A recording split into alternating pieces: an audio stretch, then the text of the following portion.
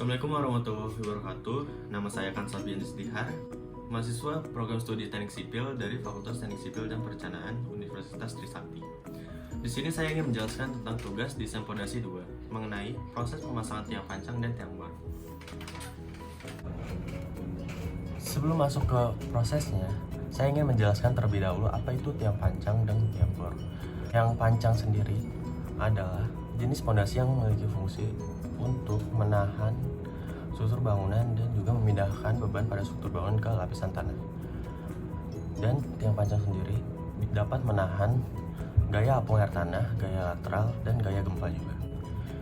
Tiang bor adalah suatu alternatif fondasi yang digunakan jika kita tidak memungkinkan untuk menggunakan fondasi tiang pancang di suatu lokasi karena terlalu sempit atau suatu hal lainnya yang mempengaruhi pembuatan suatu proyek. Seperti namanya, kita menggunakan alat bor sebagai proses awal angka pembuatannya. Ya, berikut tugas dari saya. Sekarang mari kita search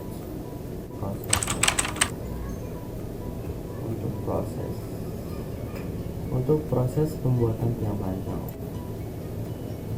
Sebelumnya, tiang pancang memiliki 3 jenis, yaitu tiang pancang baja, tiang pancang beton, dan tiang pancang kayu. Untuk tiang pancang baja, pada umumnya tiang pancang jenis ini yang sering digunakan adalah tiang pancang baja pipa.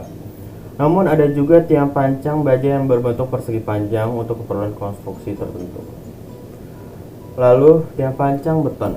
Tiang pancang jenis ini bermaterialkan beton, di mana terdapat beberapa proses pembuatannya seperti tiang pancang beton yang dicor di tempat konstruksi, dan juga tiang pancang yang sudah dibuat sebelumnya, yaitu precast pile. Tiang pancang beton biasanya memiliki beberapa bentuk seperti bulat, silinder, kotak, dan juga persegi panjang. Lalu ada juga tiang pancang kayu. Tiang pancang jenis ini biasa digunakan sebagai rumah panggung yang berada di Kalimantan dan Sumatera. Selain itu, pancang kayu juga biasa digunakan untuk rumah-rumah nelayan yang berada di pesisir laut dan juga sungai. Jenis kayu yang dipilih juga harus bersifat keras dan tahan terhadap pelapukan tanah, sehingga tidak rusak pada saat pemancangan dan juga dapat menjalankan fungsinya sebagai fondasi dalam jangka waktu yang lama. Selanjutnya, berikut proses pembuatan tiang pancang. Yang pertama, desain pemasangan. Sebelum melakukan pemasangan tiang pancang diperlukan perencanaan dan perancangan yang matang. Kemudian langkah awal yang perlu dilakukan adalah melakukan pengujian pada tanah di lokasi pemasangan fondasi sehingga para pekerja dapat memahami jenis tanah dan seberapa dalam lapisan keras tanah. Kemudian melakukan penentuan titik di mana tiang pancang akan dipasang dalam sebuah konstruksi. Setelah sudah mendapatkan titik pemasangan, maka dilakukan penggalian tanah untuk tempat tiang pancang dipasang. Besar dan dalamnya galian tanah dilakukan didasarkan atas perancangan yang sebelumnya sudah dirancang dan juga bergantung pada ukuran tiang pancang yang akan ditanam.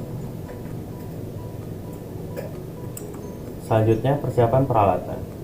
Persiapan peralatan tiang pancang didasarkan atas kebutuhan dari proses pemasangan tiang pancang yang akan dilakukan. Contohnya, tiang pancang yang memiliki ukuran lebih kecil akan memerlukan peralatan yang mana tidak sebanyak dan sebesar penggunaan untuk pemasangan tiang pancang yang lebih besar.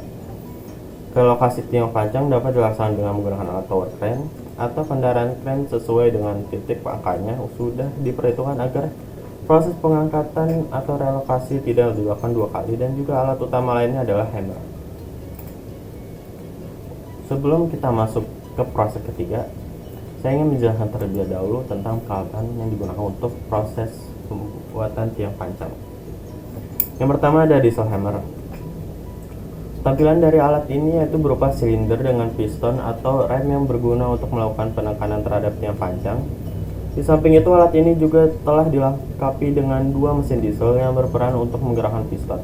Bagian-bagian lain dari alat tersebut yaitu tangki yang berfungsi untuk menyimpan bahan bakar, pompa bahan bakar, tangki pelumas, mesin pelumas, dan injektor. Ketika alat ini dinyalakan, mesin diesel akan memberi tekanan terhadap udara di dalam silinder. Tekanan udara inilah yang nantinya akan bertambah guna menggerakkan piston yang akan melakukan pemukulan terhadap tiang pancang. Selanjutnya ada drop hammer. Alat ini memiliki tampilan berupa palu yang diposisikan pada bagian atas tiang. Kalau ini memiliki bobot yang sangat berat, sehingga dapat memberikan tekanan pada tiang untuk menancap pada tanah yang keras. Di bagian atas tiang atau kepala tiang terdapat sebuah topi yang berperan sebagai shock absorber. Topi ini sangat dibutuhkan ketika palu memukul tiang, sehingga yang panjang tidak akan beresiko mengalami keretakan atau rusak. Secara umum, tapi penyerapan tekanan ini terbuat dari material kayu. Selanjutnya ada hydraulic hammer. Alat ini secara umum digunakan untuk instalasi pondasi yang baja dan pondasi lempengan baja. Prinsip kerja yang dimiliki dari hidrolik yang benar adalah menarik, mendorong, dan mencengkram tiang panjang untuk tetap pada posisi yang sebelumnya ditentukan.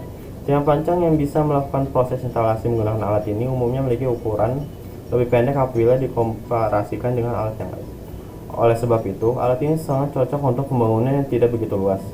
Jika sebuah konstruksi membutuhkan tiang panjang dengan panjang yang cukup, maka cukup tambahkan dengan cara penyambungan ujung tiap panjang yang pendek dengan menggunakan alat hydraulic hammer ini. Selanjutnya ada vibratory hammer. Alat ini menerapkan prinsip getaran untuk mempermudah proses pemasangan tiang panjang. Pada alat tersebut terdapat beberapa batang yang diletakkan pada posisi horizontal. Batang ini nantinya akan berputar secara berlawanan. Inilah yang nantinya akan menimbulkan beban eksentris pada vibratory pile driver, sehingga dapat menghasilkan getaran. Apabila tiang panjang ikut bergetar, maka komponen tersebut akan mampu menembus lapisan tanah yang keras. Penggunaan dari vibratory pile driver sangat direkomendasikan untuk area tanah yang memiliki kadar kelembapan yang tinggi. Selanjutnya kita masuk ke proses ketiga, pendirian tiang panjang. Pada proses ini memerlukan perhitungan yang teliti dan kehati-hatian untuk mengurangi resiko kesalahan pada pemasangan dan juga kecelakaan yang dapat terjadi. Kemudian mendirikan alat teodolit guna memeriksa seberapa tegak proses pemasangan tersebut. Dengan menggunakan alat crane, tiang panjang didirikan dan kemudian dipasangkan kepada alat diesel hammer. Tiang panjang yang sudah didirikan kemudian ujungnya bagian bawah akan dimasukkan ke dalam galian tanah yang sudah dibuat sebelumnya untuk memudahkan proses berikutnya. Lalu proses keempat, penancapan tiang panjang. Penancapan tiang panjang dilakukan dengan menggunakan alat hammer. Tiang panjang yang sudah didirikan dan dimasukkan ke dalam lubang galian tanah, bagian ujung atasnya akan dihubungkan dengan pemukul pada alat hammer. Sebelumnya, bagian ujung atas tiang panjang akan dipasang lapisan material yang mampu melindungi tiang panjang agar tidak terjadi kerusakan saat dilakukan pemukulan menggunakan hammer. Dua buah teodolit yang terpasang dari dua arah akan mengendalikan ketegakan posisi pemanjangan sehingga dapat memastikan posisi tiang panjang tegak, sekaligus melakukan kontrol terhadap setiap jarak 2 meter.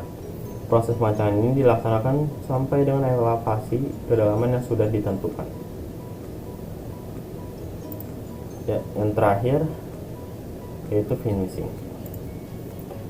Pada tahap penyelesaian tiang panjang akan dilakukan pengecoran galian tanah tempat tiang panjang dipasang untuk mencegah pergerakan dan perubahan posisi tiang panjang.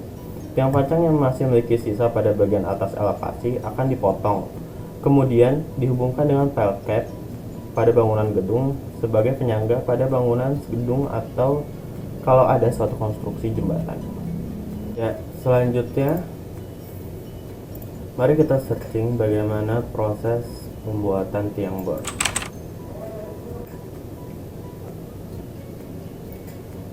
Tiang bor juga dibagi menjadi 3 jenis. Yang pertama ada Strauss pile, lalu ada board pile mini crane, dan board pile gawangan.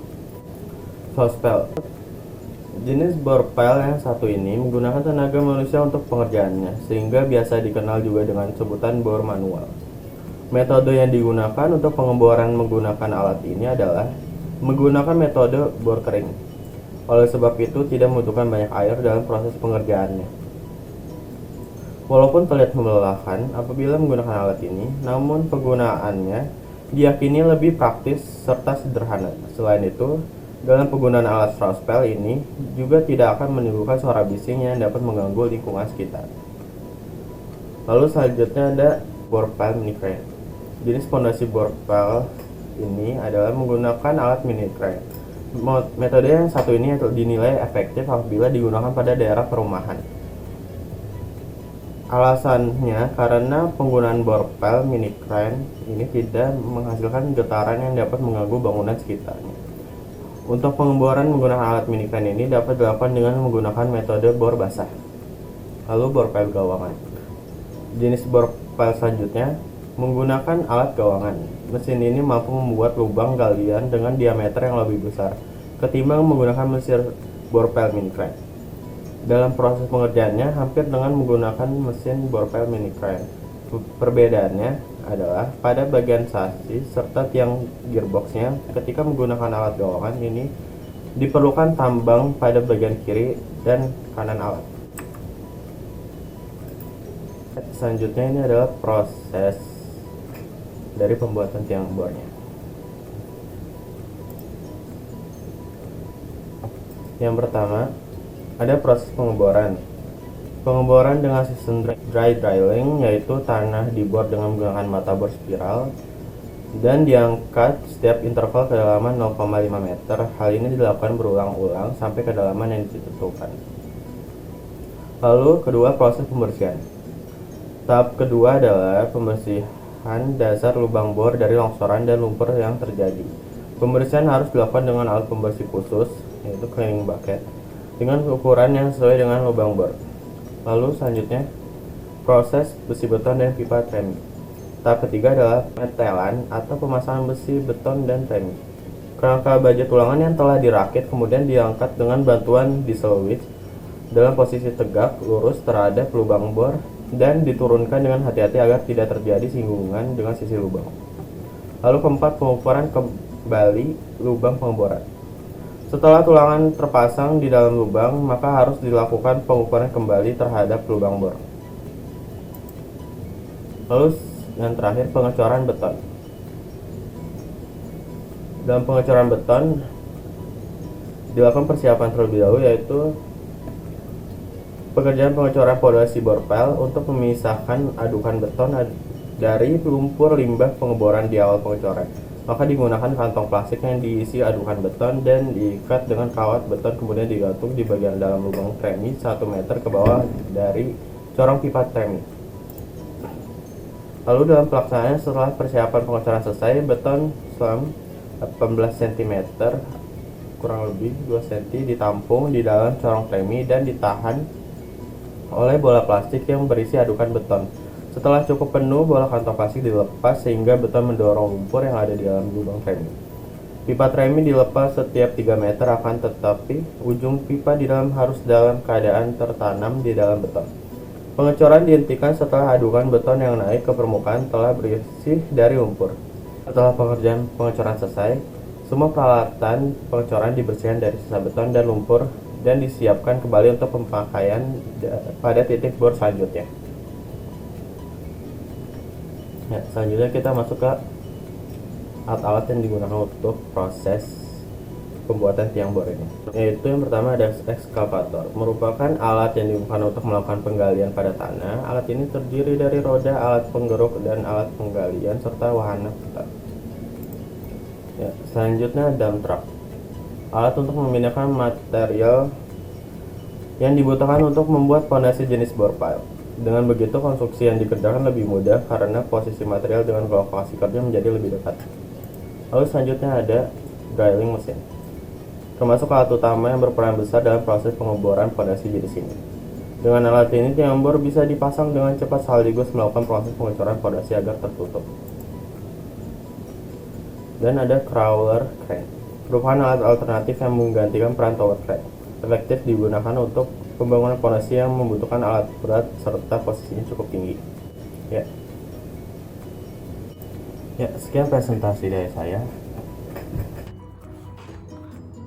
Terima kasih telah menonton video ini. Jangan lupa like, subscribe, and comment. And see you in the next video.